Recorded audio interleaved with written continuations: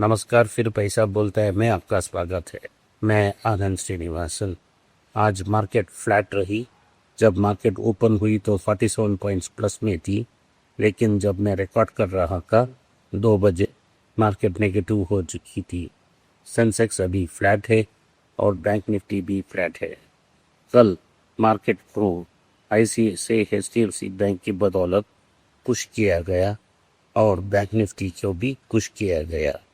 आज ये मार्केट वापस वो गेंस को छोड़ने की मूड में है। एक समय 40 पॉइंट नीचे है। जब मैं बात कर रहा था 15 से 30 पॉइंट नीचे है। आज का मुख्य न्यूज़ ये है कि रुपया पहली बार 86.37 तक पहुंच गई है। मैं न्यूज़ को मिस कर गया। एक्चुअली मंडे तक मार्केट में RBI ने रिलीज कर दी गैप और डिसाइसिवली 86 को क्रॉस कर ली। 86.37 में ट्रेड हो रही है। RBI 86 बंद करती है। इसका क्या कारण है? इसका 2 मुख्य कारण है। एक है कि हमारा एक्सपोर्ट्स नीचे आ रहे हैं। मर्चेंडाइज एक्सपोर्ट्स अच्छा काम नहीं कर रहे हैं।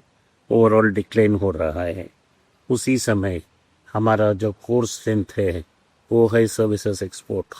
वो सर्विसेज एक्सपोर्ट भी अच्छा नहीं कर रहा है और रेवेन्यू फ्लैट तो नेगेटिव है। इसीलिए भारत की रुपया में प्रेशर है और 87 तक चल सकती है। अगर 87 जाने में देर लगती है, इसका मुख्य कारण ये की है कि RBI अपना डॉलर बेच रही है। अगर डॉलर बेचना बंद कर देगी RBI तो 87 क्रॉस करने में 10-15 दिन ही रहेगी मार्केट को। ये बहुत गलत पॉलिसी है। सिर्फ मैंने नहीं किया कहा है, राजन और अरविंद सुब्रमण्यम ने भी इस पॉलिसी को क्रिटिसाइज किया है। तो ये एक कारण था। दूसरा कारण क्या है? दूसरा कारण ये है कि भारत में पॉजिटिव FDI और कैपिटल फ्लोज थी इतनी साल, लेकिन अब क्या हो रहा है कि भारत से पैसा बाहर जा रहा है। FII की बेचना, डिविडेंड्स को कन्वर्ट करना, इंटरेस्ट पेमेंट्स को कन्वर्ट करना, बॉन्ड्स को बेचना, ये सब मिला के लगभग $100 बिलियन बाहर जा चुकी है। सिर्फ 100.3 बिलियन अंदर आई है। 300 मिलियन भी सिर्फ FDI आई है। ये अपने आप में रुपया में बहुत बड़ा प्रेशर डाल रही है।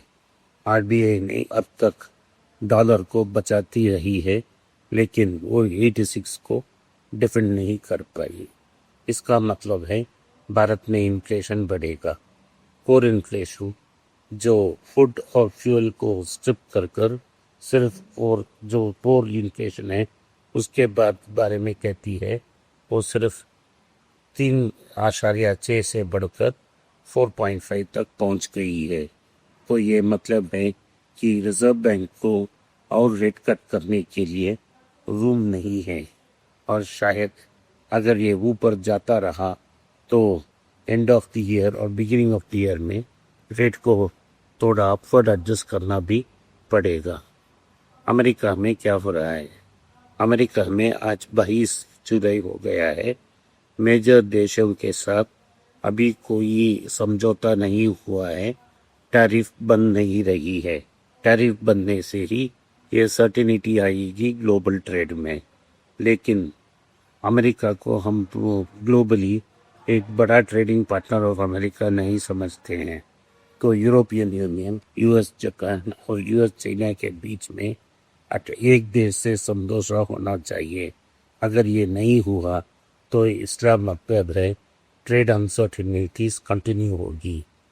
तो इसका मतलब है ट्रेड की टैरिफ के कारण प्राइसेस बढ़ेंगे। लेकिन फेड में ई डिसेंट हो गई है। जेरोम पोल प्रेशर बिल्डअप हो रहा है। तो ट्रंप एक तरफा कर रहे हैं कि आप इंटरेस्ट रेट को काटो, लेकिन नहीं कर रहे हैं जेरोम पोल, क्योंकि उनको पता है देर आए दुरुस्त आए ये इन्फ्लेशन बढ़ने वाली है। क्योंकि उन्होंने सारी गुड्स पे टैरिफ लगाई है। स्टील में भी बड़ा टैरिफ लगाई है और गाड़ियों की इंपोर्ट्स में भी टैरिफ लगाई।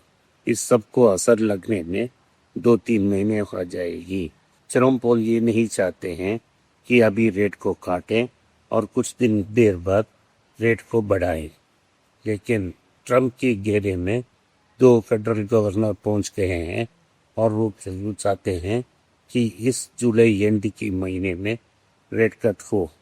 उन्होंने सीधा कह दी है कि वो ट्रम्प को सपोर्ट कर रहे हैं और जेरोम पॉल की लाइन को फॉलो नहीं करेंगे और रेट कटने की मांग रखेंगे ये मीटिंग में और डिसेंटिंग वोट भी डालेंगे।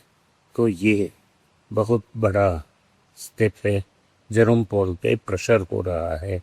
ट्रम्प ने पिछले हफ्ते एक 12-15 रिपब्लिकन लॉ मेकर्स के सामने ये धमकी भी दी एक पेपर को वेव करते हुए कि उन्होंने ऑर्डर को रेडी रखा है ट्रम्प को बाहर निकलने का। सिर्फ समय उसको बचा रहा है, वो जब चाहे उसको निकाल सकते हैं। लेकिन ट्रम्प ने कहा है कि वो प्राइवेट मीटिंग का बात था और अभी तक कोई प्लान नहीं हुआ है कि उसे जेरोम पॉल को बाहर हटाएंगे। हटाने की कोई प्लान है। अगर ट्रम्प ने इसको जेरोम पॉल को हटाया, मार्केट में हंगामा मच जाएगा। इस सब को देखते हुए हमें इस रेंज को मार्केट ऊपर भी नहीं जाएगी और नीचे आने से सब प्लेयर्स डिफेंड कर रहे हैं। इस महीने के 15 दिन में FIAs ने सिर्फ IT इंडस्ट्री में 5,500 करोड़ डॉलर का स्टॉक्स बेच ली है। इसके बाद उन्होंने FMCG स्टॉक्स को भी बेचकर पैसा बाहर निकाल रहा है। सो भारत से लगातार पैसा जाने का सिलसिला अभी भी बरकरार है। रुपी वीक हो गई है, मार्केट एक नैरो रेंज में ट्रेड हो रही है, फिर भी FPI सेलिंग कंटिन्यू हो रही है। कौन इसको खरीद रहे हैं? सिर्फ हमारा डोमेस्टिक इंस्टीट्यूशनल इन्वेस्टर्स इसको खरीद रहा है। तो मार्केट में बड़ी प्रेशर है और किसी भी समय इसको मार्केट नीचे जा सकती है अगर कुछ फंडामेंटली नहीं बदला और मार्केट को ऊपर लेके नहीं गया तो कल 2 बैंक के कारण ऊपर गया, लेकिन वो फंडामेंटली स्ट्रॉन्ग रीजंस नहीं था। तो आज भारत में क्या हो रहा है इसके बारे में विश्लेषण करेंगे। रतन टाटा के निधन के बाद पहली बार ऐसा हो रहा है कि एक टाटा ग्रुप कंपनी ने एक बड़ा स्प्लैश एक्विजिशन कर रहा है। में से बात हो रही है कि टाइटल जो नेहल टाटा की डायरेक्ट कंट्रोल में है वो दमास नाम का एक ज्वेलर को खरीदेगी। कल वो अनाउंसमेंट आ गई है कि टाइटन दमास को खरीद रही है। 146 स्टोर्स हैं नॉर्दर्न अफ्रीका और गल्फ में। ये अरब एरिया में सबसे बड़ा ज्वेलर है, लगभग बड़ा हिस्ट्री है इनका। इसको टाटास ने 67% खरीद ली है, $250 मिलियन के आसपास, एक 50 मिलियन ऊपर नीचे छोड़ दो। तो ये 67% खरीदी है और 3 साल बाद फिर बैलेंस 33% को एक्वायर करने की दवा दी है। टाटास ने यह भी अनाउंस किया है कि ये डील कैश सरप्लसेस और डेट से किया जाएगा और कोई गुंजाइश नहीं है कि वो टाइटन शेयर्स को इश्यू करें। ओवरऑल ये टाटास के लिए फेवरेबल न्यूज़ है और स्वर्गीय रतन टाटा की सक्सेसफुल स्ट्रैटेजी को आगे लेके जा रही है। इसका मतलब है जो भी न्यूज़ ब्लूमबर्ग और लेटर बिजनेस स्टैंडर्ड में आया था कि टाटा इवोको को भी बेट कर रहा है, इसमें भी कुछ सच्चाई है।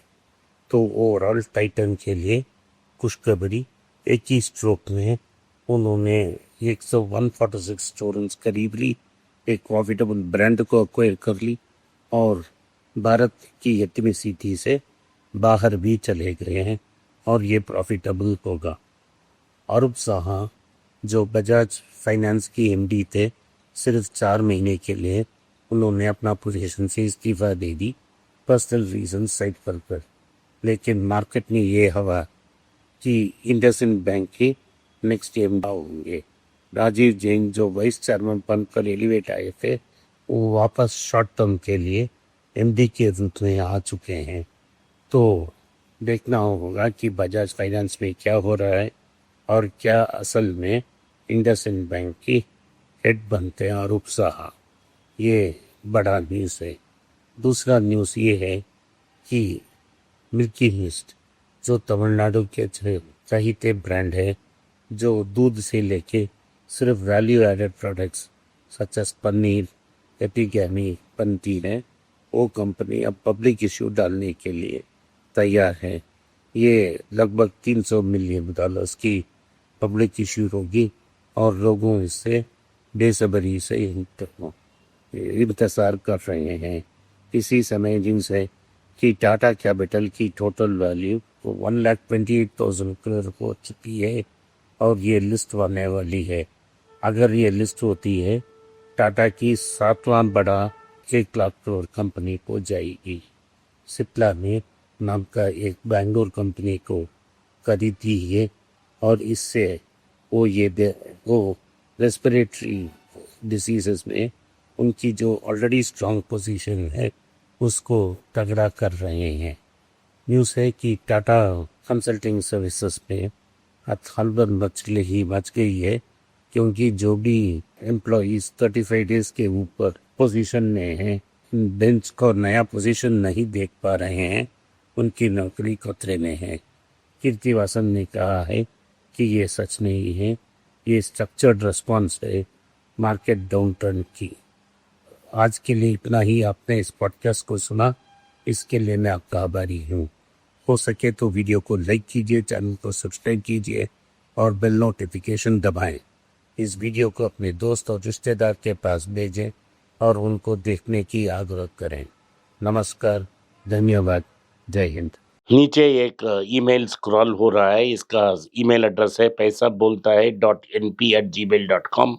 अगर आप मुझसे संपर्क करना चाहते हैं तो इस ईमेल में मेल भेजें, मेरी टीम आपसे बात करेगी। फिर से बता रहा हूँ मैं, paisa.bolta hai.np@gmail.com। इसमें आप मेल भेज सकते हो, मेरा टीम आपसे संपर्क करेगा।